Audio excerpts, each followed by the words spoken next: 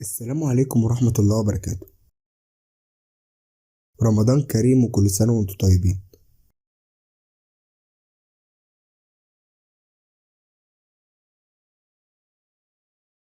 ظهرت أخطاء غريبة في مسلسل جعفر العمدة ومش عارف ازاي المخرج ما أخدش باله منها. قبل ما تكمل الفيديو شوف انت مولود في انهي شهر من اللي قدامك واكتب في الكومنتات طلعت انهي شخصية في مسلسل جعفر العمدة.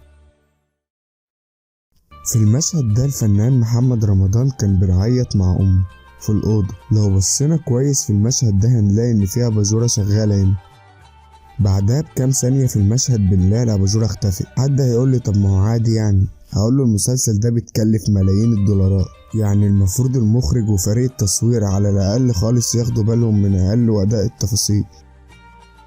كمان في مشهد لما جعفر العمدة أخد سيف وراح يتقدمه للبنت اللي سيف بيحبها. بص كده البنت أول لما قعدوا معاها مش لابسة أي حاجة خالص في رقبتها. في المشهد اللي بعده على طول كانت لابسة وعقد كبير أوي كمان وواضح. التفاصيل دي فعلا بتفرق إن المسلسل متعوب عليه من ناحية الإخراج.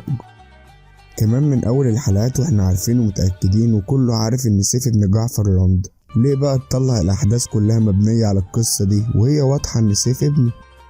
وكمان مشهد الفنانة سلوى عثمان وجوزها بيقول لها مش عاوزين مشاكل تحصل لنا. المشهد ده محدش فاهمه، حتى على السوشيال ميديا كتبوا وقالوا مشاكل هي حاج اللي هتحصل لما تقول لواحد ان ده ابنك. المسلسل انا اتفرجت عليه فعلا مسلسل كويس جدا. انا انتقدت المسلسل باحترام لاني فعلا بتابعه وبحبه، ولما تنتقد حاجة بتكون عاوزها تبقى احلى واحلى. هو الفيديو خلص وانتوا لسه ما عملتوش لايك وسبسكرايب؟ أسوأ حاجة لما خنجر الإحباط يجي من أقرب الناس ليك. انتوا تعملوا معايا كده ليه؟ وبس انا كده خلصت. الحقيقة أنا ما عنديش معلومات ممكن أقولها لك أكتر من كده. شكرا.